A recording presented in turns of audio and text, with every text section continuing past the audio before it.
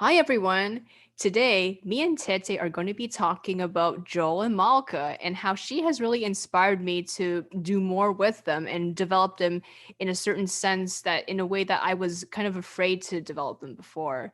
Because before these couple of months, I was actually afraid to do too much and I wasn't thinking about Joel in a certain sense. And, Tete, you're going to be elaborating a bit on that, what I mean by that certain sense.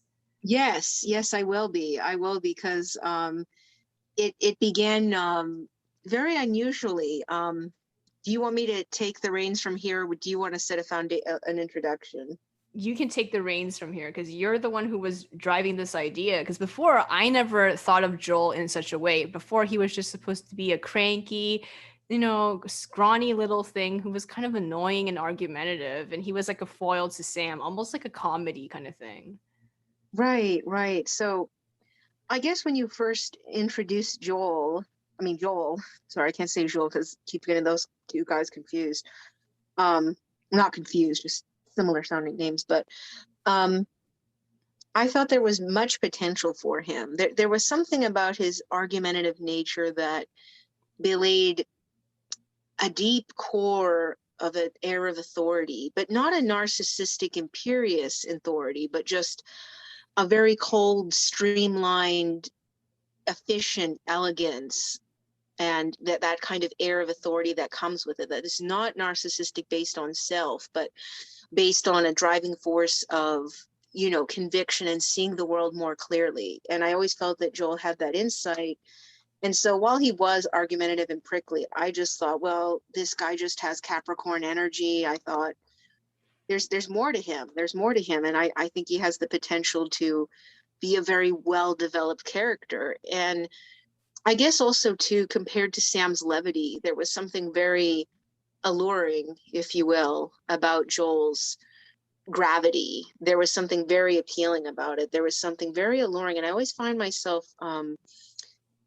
drawn towards characters who have this sense of gravity, especially male characters, because there's something I think uniquely fascinating and mesmerizing about that kind of gravity and that sort of that cold seriousness. That when I mean cold, I don't mean it's passionless, but that it's not it's not fuddled or fumbled by emotions or by a sense of selfishness or anything.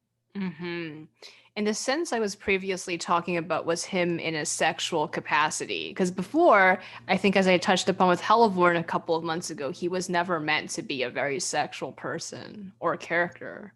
No, and I felt like, I don't know, for me it didn't feel 100% right. I felt like he should be somewhat sexual because there's something about him that um, belays that kind of nature, and I think it's that air of authority that he carries. And I wanted to, I sensed that, and I wanted to see more of that because I felt he could have a very commanding nature when it comes to that. And I always felt too that there's something very princely about Joel. There's something where he carries himself not like, conventional sense of a prince, but like there's something very even tempered and regal and commanding. Like there's just an air of nobility, if you will. Not nobility like in the class sense, but just this inner sense of dignity. He has such a dignity about himself. And I felt that was very alluring. I felt that could belay onto different connotations, including something sexual.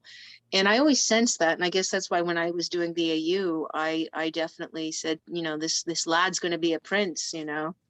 I see. So that's where you got it from. Yeah, because it was interesting because, in canon, Joel was never meant to have real authority. He's never in a position of power or, authority. And he's always actually just kind of there. He's listening to his parents, going to school and stuff like that. He's never in a position to give commands. That's true. He's not. But I always felt like, how do I say? I always felt like he could potentially have that, and just with his own inner self sense of conviction, because you cannot always, it doesn't always have to be with a position, but it can be with how you carry yourself in society. That's true. Yeah. What else about Joel really stuck out to you as being alluring? I think, let me see how I can articulate that. I'm just trying to see how I could articulate that. I think also for Joel, I think something else that's alluring um, is the fact that he sees society very clearly, and there's always this underlying sense of indignation about him, but it's done very refined, very restrained, and it's like he fights against the grain, but he's not doing it in a collective sense with other individuals, but he's doing it with himself, which I feel really defines his own independent spirit, definitely radiates Capricorn energy. And it also, radiates to, the Sigma male energy, if you will. And that's what makes him uniquely fascinating as well and very alluring. I think the other final thing about Joel that's alluring is the fact that there's an intensity to him. It's a very quiet, understated intensity, but perhaps it is an intensity that is more powerful than a bombastic display of so-called intensity, because often those bombastic displays, they're just like fireworks. They go really nowhere else, or they're not effective. But Joel is like, he's like a cold prince that could easily lead a force and do it effectively, and I think that's what makes him very alluring. And even if he doesn't have this position at all in canon, he is commanding the force of himself, and I think that is very alluring, that we don't see with a lot of people, because a lot of people don't have command of themselves as a force, so to speak. True. How about Sam? I don't feel Sam has that. I feel like Sam just knows he is a procession of a very ostentatious circus, and he goes with it. But at the same time, he's controlling everything. But Sam doesn't really see himself as a force. I think he sees himself as a display that is of effect. That makes sense. And he's less intense. He's less intense. Joel just has that intensity, and that's what makes him very alluring. There is this strong intensity about Joel. That's true. He does. And would you Yeah. say this intensity compares to Andre's or not really? I think Andres is more darkening. There's more of a bombasticity about Andre.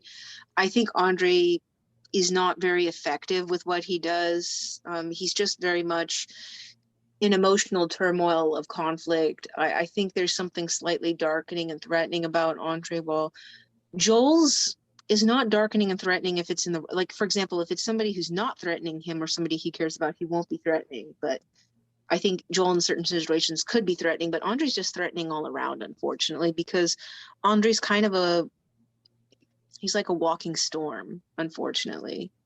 That's true. It's because he's too emotional and, there's always an undercurrent of balance, right? There's always that undercurrent of violence, unfortunately, with Andre. And I think that's what makes him kind of scary for most parts. Yes, and you talked about that's one of the reasons why you feel like he's very exhausting to work with, right? That's why I feel he's exhausting to work with, unfortunately. And I just couldn't keep up with it, working with him. He's fun to do comedy and stuff with, but anything else, I really feel like I can't. And I needed someone like Kai who, for the long run, at first, like I said, Kai is not attractive or alluring like Andre. He's certainly not as, walks into a room, commands, but in the long run, Kai is far more healthier and more, there's more of a gentle, kind spirit to Kai than there is in Andre, because Andre's good hearted, but unfortunately, he is violent and selfish at his core, unfortunately. That's true. How about Yeah. Joel? Do you think he is Valent? Well, okay, I mean, he's not Valent like physically, but like emotionally, is he Valent? I don't know. I want to say I don't think he is I mean, unless it was somebody who was threatening him, or maybe a spurs of jealousy, but maybe it's with himself and not really with a partner he cares about. Like, I know he would never do anything like this with Malka. That's true. And the difference is that Andre, he would do it with someone he cares about because he can't control himself, right? That's true, he can't, and unfortunately that would happen. And I think it does kind of happen sometimes, unfortunately. Mm-hmm. He's Yeah, he's like you said before, he's pretty much like Stanley from Streetcar Called Desire. he is very much Stanley. I know in previous things I had said he was anti-Stanley, but in reality, he is Stanley. It's just a different. I guess it's like a kinder version of Stanley. I guess like a less mean, selfish version of Stanley. Mm-hmm, definitely. He does have Yeah, a lot of problems in general. he does. He does, unfortunately, and that's just unfortunately how Andre is. Mm-hmm. Back Yeah. to Joel. So one of the things I was talking about earlier in this episode was that I was afraid of developing more about his sexuality, right? Because I was always afraid of falling into the trap of writing a bodice ripper, so to speak. Yeah, I remember you had those concerns, and honestly, how do I say?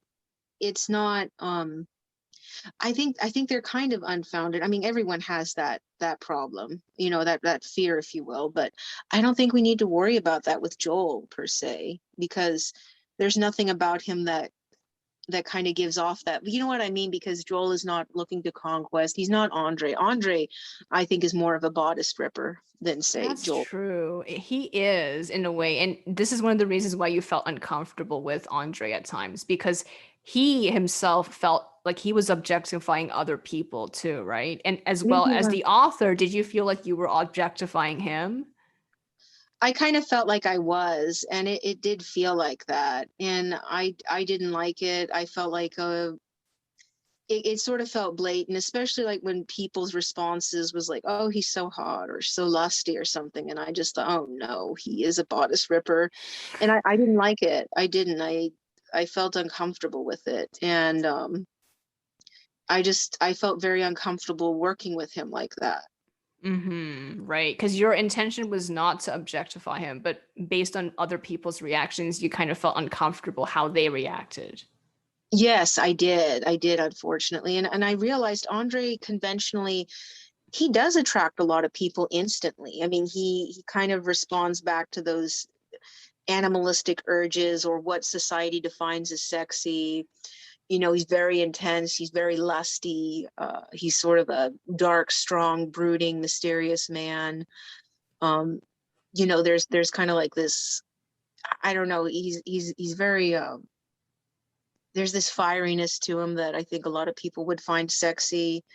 um but unfortunately, you know what I mean? Like it was like people just responded to it naturally. I didn't like that. I wanted the people to focus on more of his humanity rather than say, "Oh, what cool muscles he has," or this, that, and the other thing. And I felt very disappointed. So I wanted to kind of depart Andre from a little while, because I think people are supposed to get the idea that, he is kind of violent and threatening. He has a lot of problems. So you're not really supposed to fall in love with Andre per se. I mean, unless you're Tamara, because Tamara's the only one who can handle him. But even then, she needs time away from him. So they often separate a lot.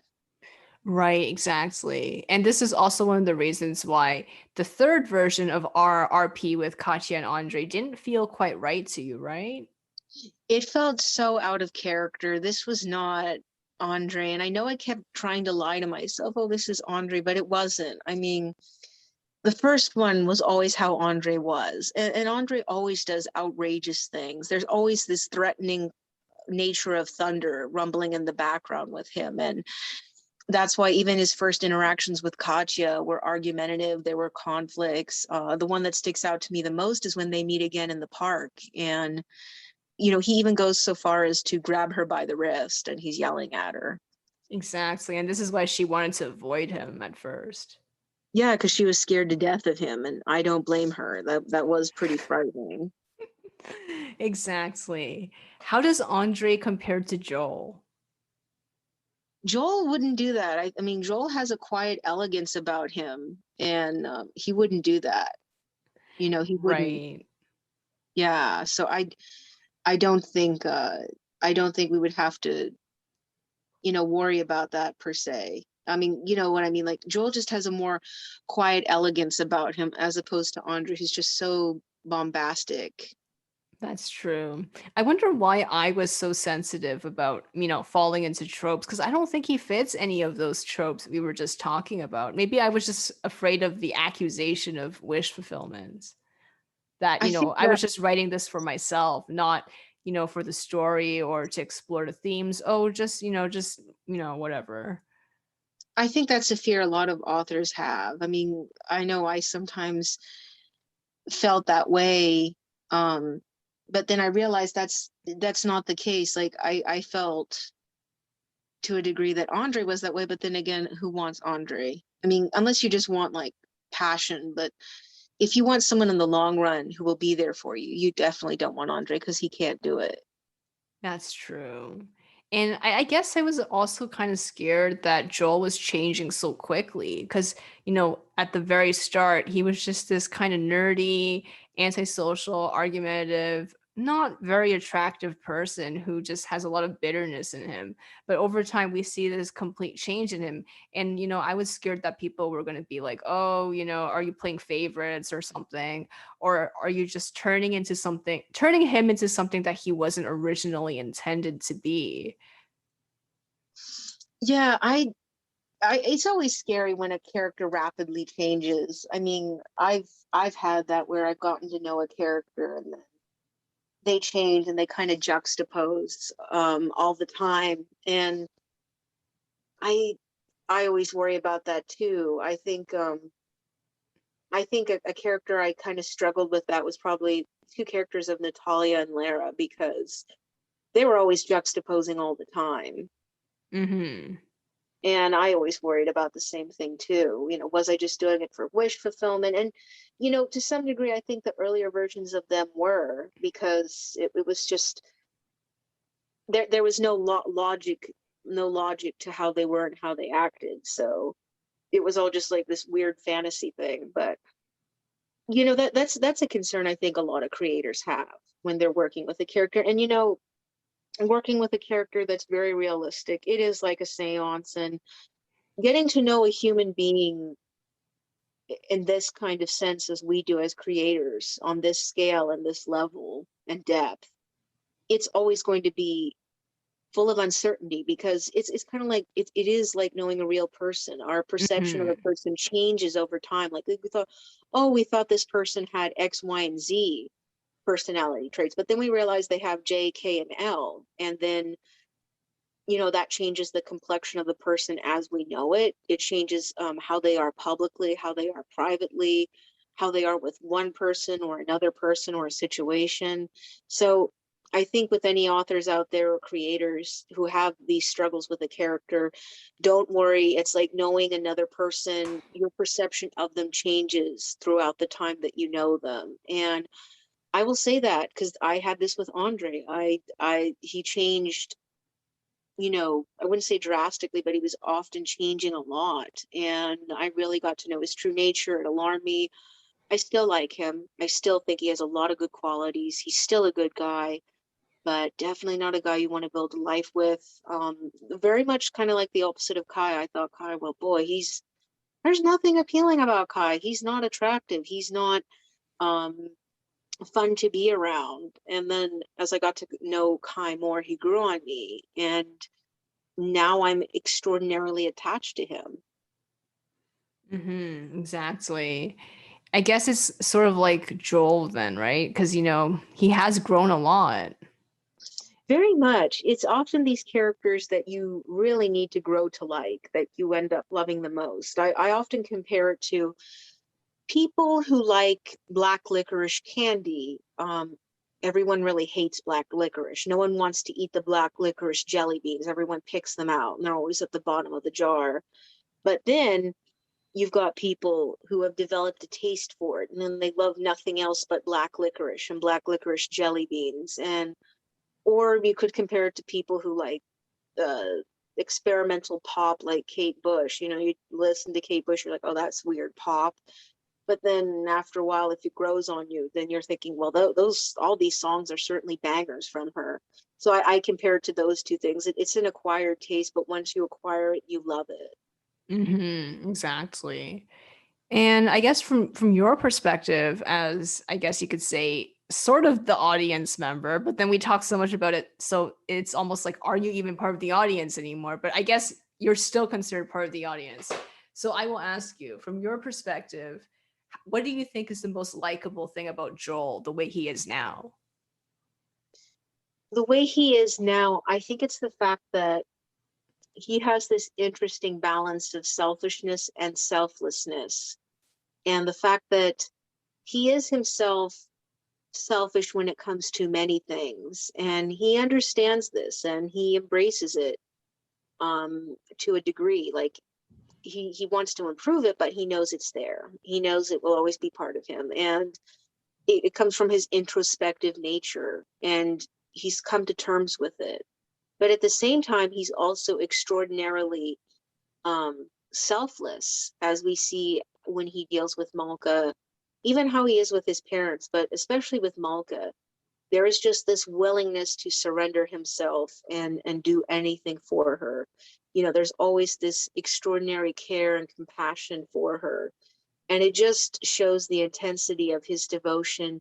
And I think it's a beautiful thing. I don't think we see that a lot because so many times, even in real life relationships, there's always this strong anchor of selfishness that never makes a relationship have any real devotion, you know, which is kind of a sad thing, but it's a reality that's there. um but Joel has this strong intense devotion to Malka, and it's a wonderfully beautiful thing between two individuals, and I think it should be explored. It's not explored a lot. I only know maybe several isolated examples of that in media, unfortunately. Mm-hmm. Exactly. You're very right.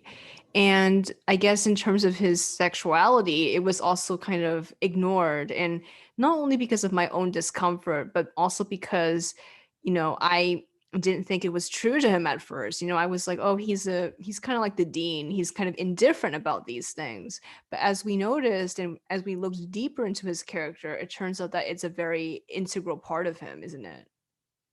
It is. It's very much an integral part of him. You know, it is part of his if you will, his nature. And I think a lot of people are defined by the very things in their nature.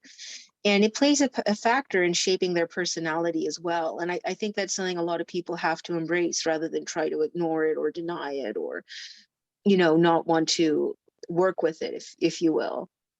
Right, right. I mean, I guess even in a case like the dean, I guess his disinterest in it kind of shapes his personality because it is a deep part of his personality too.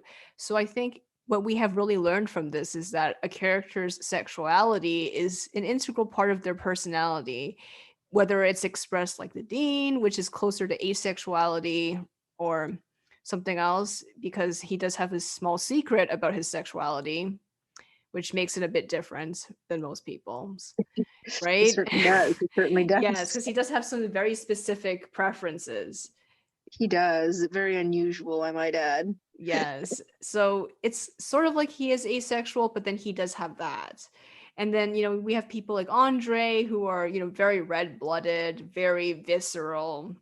And that's obviously part of his personality. And then we have Joel, who is, I guess, you have to get to know him to see it, but then at the same time, I think you can kind of feel it even when you don't know him that well, right? You can definitely sense it even if you don't know him. I always sensed that about him, even when it was the opposite that you were trying to display with him. Yeah, I was like, oh, he doesn't care about it. He's like the dean. He prefers, the single life. Yeah, and it was one of those things where I never sensed that about Joel. I never really did. And I'm very glad you decided not to have that. And what else do I want to say? I think a person's sexuality does define a lot about them. In various, and no matter how it is, I think it defines their core personality. Like you said, the Dean, Andre, Joel, as we will be exploring in the next video, Kai, as well. Hmm. Which is, I think I think like Joel, it's very different than say the two extremities like the Dean and Andrei, because they're Dean and Andrei are like on the opposite They spectrum. are. They're definitely the opposite. I mean, the dean is nearly sex repulsed. Like he claims to not be. He says that he's open, but you can tell that he is sex repulsed for the most part. He is. You can definitely sense it. Meanwhile, you have Andrei who's sex obsessed, 'cause that's the main thing. I mean, he can't go with like 1 week. Oh, I gotta have it. Exactly. And I guess someone like Kai, he's more like depressed and anxious, not anxious, but like he doesn't want to think about it because of what he has experienced in the past. So he's kind of more like reluctant, I would describe him as. While Joel, his sexuality, I think it's like an intense undercurrent, right? I would say so. I mean, I think with Kai, maybe the main difference is that it's a reluctance, but at the same time, I think it's an undercurrent that he's not sure how to express and convey. And he kind of spites it a little bit because it's like he wants to use it out of spite because he's been hurt because he put ideals and happiness into it and it backfired. So it's a bit like he's been hurt by love. So he wants to use love to spite, or rather use sexuality as a way to spite. So he's always going to be very distant and give off an alluring energy, but it'll be out of spite. Like you can look what you cannot have. I And it'll be like a see. full denial. Right. And that was how Joel was originally supposed to be, but I think he's really changed from that too, hasn't he? He's changed a lot from that. I mean, I think Joel was like that before he really thought of doing anything, being with Malka. So I always felt like Joel does have that, did have that. But now that he's developed this relationship with Malka, all that has vanished because he no longer feels the need of spite because he has found someone who's loved him very, very much. Exactly. And I think is he a little bit more like Andre now that he's with Malka? Not really, because Andre's not serious about his relationships. I mean, except maybe Tamara, but he'll never be completely faithful to Tamara, at least not concerning carnal matters. Maybe emotions he is, but carnally speaking, he's not. And Andre can never really fully be devoted to one person, and that's kind of a sad thing. Maybe the only person he's devoted to is himself. That's true. Yes, and satisfying his own urges. Satisfying his own urges takes the pre- precedence over anything else, and he doesn't think about it in the moment. He just does it in the moment. He's not thinking about the future or anything like that. But then again, with someone like Tamara, I think he feels there's more freedom to do that, although he kind of hates that he takes advantage of Tamara in that way. But on the other hand, Tamara really doesn't care because she kind of has control of the situation, kind of like Stella has over Stanley in Streetcar Named Desire. She really does. She's got that control. Like Stella's got such a control on Stanley. All she has to do is walk down the stairs, and Stanley's just a sobbing mess. And he's like, "Oh, don't leave me, baby." Yeah, it fits because both women have a control over this very, in a way, as some people would describe them, very wild and emotional man. They do. They do. They have such a unique control over him. It's very unusual. I mean, not unusual, but it's interesting. It's interesting. Right. And I think Malka doesn't have this kind of control over Joel, right? I don't think she does. I think it's like how do I say? Malka has an effect on Joel, but not a control, and I think that's kind of nice in a way because I think it shows that there doesn't need to be that kind of contrivance of control. That she just has to be there, and then Joel's very devoted to her, and he loves her, and maybe that's why he loves her because she doesn't aim to control him. Like there's a beautiful innocence about Malka, and there's such a sweetness too. Like there's nothing underhanded, nothing controlling or wanting to get something. There's just this beautiful selflessness in her nature, and that there's just a beautiful innocence about her, and that her love for Joel is very pure, and that's a beautiful thing to see because too often in just reality we just see people with ulterior motives and things. But Malka she has these good ideals, and I think Joel loves that. He doesn't want to hurt her. That's why he's very devoted to her, because he's like, this woman's very precious. There's very few women like her in the world, and even if I search all over the world, I'm not going to find another Malka. So I need to treasure her. I need to protect her. I need to cherish her. Right. And we did talk about Malka's innocence before, and you did say that, she's actually more innocent than Doris, even though Doris was kind of raised by her church to be, super, super quote unquote innocent. Yeah, she's far more, because Doris has ulterior motives. She only wants to marry Ben just to look, just to have just to have, the dignity. Oh, like, oh yes, I'm married. She just wants to show off the ring on her finger and have the house and car and 2.5 kids, but they don't have 2.5 kids, so they just got to settle for the car and the ring and the boring lost lifestyle, like TV dinner lifestyle. Exactly. So I guess she married mostly for the status and also, to kind of the clout of no longer being single, right? Exactly. That's all it was. And just to kind of show off, maybe with other church ladies, like, oh yes, I married him, and oh yes, he's a member of the clergy, so stick that in your pipe. Exactly. So even though I guess she's not malicious or controlling, she's also less innocent than Malka because she never loved Ben. No, she doesn't love Ben, and that's kind of the that's kind of the sad thing. It just shows an ulterior motive, and um it does make her far less innocent. It really does. I mean, she's almost in many ways kind of worse than Rachel. I think it's similar, isn't it? Because I don't Rachel know. kind of married Pinhas, who is Joel's father and his mother respectively. She married him mostly to fill a void in her life.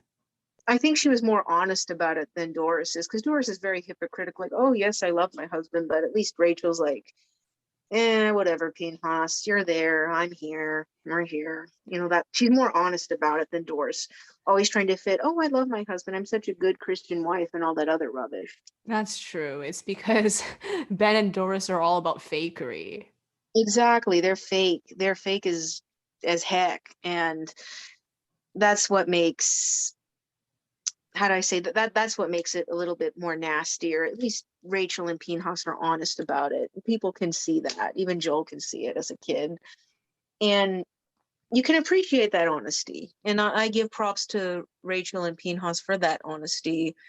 Um, but then in Doris, there's a sinister ulterior motive. Maybe not sinister, but there's always an ulterior motive. And in some ways, it just makes Doris kind of nastier because of it. I mean, you understand why she did it, but it just makes her all the more nastier. And um yeah, I mean, in terms of morality, I would even say Tamara has higher morality, because Tamara, she does love Andrei. She knows he's a big flawed, beast of a man, but it's like she knows she can tame him. She's kind of like the mistress of the beast, if you will, and she knows how to tame him and calm him down. Like I said, she's got that command like Stella. And she's not really doing it out of meanness. She just knows that Andrei needs someone to control him and put him in the right place. And she likes having that control. And she knows that subconsciously Andrei really likes it. I think Andrei likes the fact that Tamara has that control over him, because he needs somebody to, hold him into place. It's kind of like, lassoing a storm with a rope. Absolutely. Yeah. Right. And what else should we cover in this podcast about Joel's sexuality that we haven't discussed yet? I would have to say, I don't know. Maybe.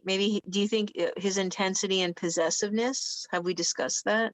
Oh yeah, because in The Sims, it was actually kind of not intentional. Because this was before I was thinking about his sexual life. I was just giving him the trait of jealous because, originally the idea was that he was going to be jealous of Sam for becoming famous and having the confidence that he doesn't ever feel like he will have.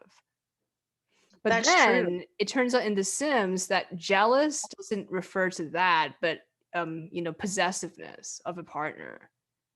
It does, and that, a lot of people would say that's scary, but I actually don't find it that scary when you think about it.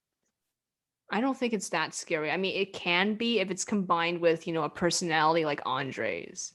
Yeah, if it's Andres, then it's scary. Then it's just like if there's an intent to want to harm the partner that they're jealous of, that's all right. But if it's just the concept of jealousy that's driving them, um, then I think there's something slightly attractive about it, because it means that, I guess, to quote um, that that song by Julio Iglesias, to fight for your love. And I think Joel has that energy. And so it's not like Andre, I would be very worried if Andre would be a jealous type. I mean, he would be a violent type. He would be like, man goes to jail for whatever, killing lover with a lover.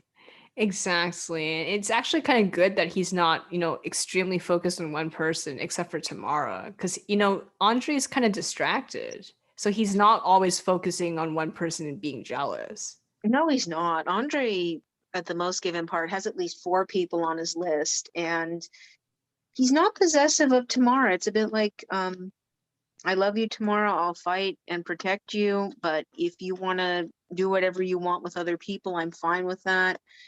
And Tamara, just because of her experience, doesn't want that. She doesn't want to be with other men. But also, I think she kind of does it a little bit to spite Andre in a way. It'll be like, well, look, Andre, I have all this control because I know what it's like and I don't want it. But you're so weak, you're always governed by your lusts like an animal. So she kind of holds that over him a little bit. Andre kind of hates it, but then again, there's always this little element of conflict and hate and anger with Andre and Tamara. But that kind of makes their sweeter moments all the sweeter, especially like I said, when she comes down the stairs like Stella, she's got that control on him. Mm-hmm, definitely. Yeah. Yeah, so Joel is kind of possessive, but in a way that I guess he just doesn't want it to end, right? Yeah, he doesn't want it to end. I think he doesn't want to lose somebody.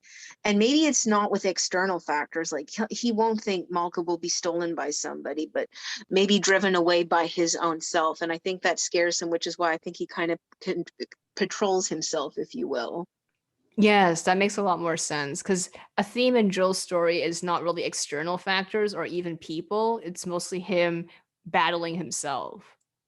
Exactly, exactly. So I think that's the main thing with Joel. And I think he's always worried that he'll do something to drive Malka away. So he really watches himself because he doesn't want to do that. Absolutely. And this is Yeah. why, he wants to become a better person. He definitely wants to become a better person. And I really like that about him, that he's willing to do so much for Malka, that there is that kind of, beauty and love about that. Because that takes a lot of dedication and love to do that, I think. I think he does. And I think he wants to grow and he wants to change as a person because he knows that, he knows from his own personal experience that you can't just kind of expect things to come to you. You have to work for it. You do have to work for it. And I think Joel realizes that. And that's why he works hard to become a better man for Malka. And you know what? I think he does. I think he really succeeds well at it. And I think hmm Malka's very grateful for that. And I think she loves that about him, that he works hard to um, become a better person. And that, he's also doing it for her because he wants to be better for her, be a kinder, gentler, human being with her. And I think she loves that. I think she sees that, he does possess a sort of beauty within his soul. Absolutely. We're going to be Yeah. having more podcast episodes about Malka and Joel. And the next episode is actually going to be about how Malka and Joel inspired you to write more about Gerda and Kai. Yes, yes, it is. That's going to be one of the sources. And I think our next podcast is going to be focusing on what we just discussed about Joel and Malka. We're going to be discussing about Gerda and Kai's developments. Right, exactly. So stay tuned, everyone. Yeah, absolutely. Stay tuned for the next episode. All right, bye. Bye.